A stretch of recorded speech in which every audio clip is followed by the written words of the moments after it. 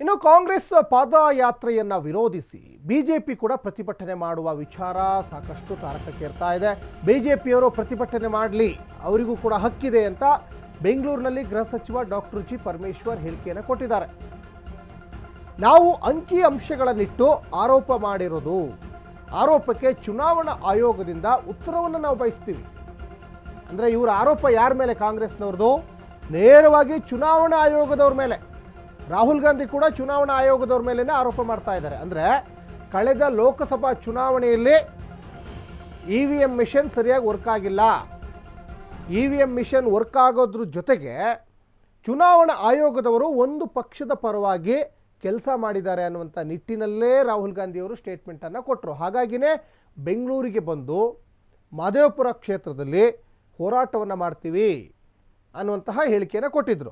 ಈಗ ಅದಕ್ಕೆ ಸಂಬಂಧಪಟ್ಟಂಗೆ BJPಯವರು ಕೂಡ ಈಗ ನಾವು ಬಳ್ಳಾರಿಗೆ ಪಾದಯಾತ್ರೆ ಮಾಡ್ತೀವಿ ಅಂತ. ಯಾಕೆ BJPಯವರು ಮಾಡ್ತಾ ಇದ್ದೀವಿ ಅಂದರೆ, ವಾಲ್ಮೀಕಿ ಹಗರಣದ 187 ಕೋಟಿ ದುರುಪಯೋಗ ಆಗಿದೆ. ಆ ಹಣ ಎಲ್ಲಿ ದುರುಪಯೋಗ ಆಗಿದೆ? ಬಳ್ಳಾರಿ ಲೋಕಸಭಾ ಚುನಾವಣೆಗೆ ದುರುಪಯೋಗ ಆಗಿದೆ ಅಂತ BJPಯವರು ಗಂಭೀರವಾದಂಥ ಆರೋಪವನ್ನು ಮಾಡ್ತಾ ಇದ್ದಾರೆ. ಈಗ ರಾಹುಲ್ ಗಾಂಧಿ ಚುನಾವಣಾ ಆಯೋಗದವ್ರ ಮೇಲೆ ದೂರನ್ನು ಕೊಡ್ತೀವಿ ಅಥವಾ ಅವ್ರ ಮೇಲೆ ಆರೋಪವನ್ನು ಮಾಡ್ತಾ ಇದ್ರಲ್ಲ, ಇದು ಈಗ ಹೆಂಗಾಯಿತು ಅಂದರೆ ರಾಜಕೀಯ ಒಂದಿಷ್ಟು ಕೆಸರೇರು ಚಾಟ ಈಗ ನಡೀತಾ ಇದೆ BJP ಕಾಂಗ್ರೆಸ್ ನಡುವೆ. ಹೇಳಿದ್ದೇವೆ, ಅದು ಅವರ ಹಕ್ಕು, ಮಾಡಲಿ. ಏನಂತ ಮಾಡ್ತಾರೆ ಅದನ್ನು ಹೇಳ್ಬೇಕಲ್ಲ ಅವರು. ನಾವು ಸ್ಟ್ಯಾಟಿಸ್ಟಿಕ್ಸ್ ಕೊಡ್ತೀವಿ, ಪ್ರೂಫ್ ಕೊಡ್ತೀವಿ ಅಂತೆಲ್ಲ ನಾವು ಹೇಳಿದ್ದೇವೆ. ರಾಹುಲ್ ಗಾಂಧಿಯವರು ಕೂಡ ಹೇಳಿದ್ದಾರೆ. ಅದನ್ನು ಅವರು ಪ್ರೂಫನ್ನು ಇಲ್ಲ ಅಂತ ಅಲ್ಗಳಿಲಿ, ಆಮೇಲೆ ನೋಡೋಣ. ಅದು ಅವರ ಹಕ್ಕು, ಮಾಡಲಿ. ಏನಂತ ಮಾಡ್ತಾರೆ ಅದನ್ನು ಹೇಳ್ಬೇಕಲ್ಲ ಅವರು. ನಾವು ಸ್ಟ್ಯಾಟಿಸ್ಟಿಕ್ಸ್ ಕೊಡ್ತೀವಿ, ಪ್ರೂಫ್ ಕೊಡ್ತೀವಿ ಅಂತೆಲ್ಲ ನಾವು ಹೇಳಿದ್ದೇವೆ. ರಾಹುಲ್ ಗಾಂಧಿಯವರು ಕೂಡ ಹೇಳಿದ್ದಾರೆ. ಅದನ್ನು ಅವರು ಪ್ರೂಫನ್ನು ಇಲ್ಲ ಅಂತ ಅಲ್ಗಳಿಲಿ, ಆಮೇಲೆ ನೋಡೋಣ. ಅದು ಅವರ ಹಕ್ಕು, ಮಾಡಲಿ.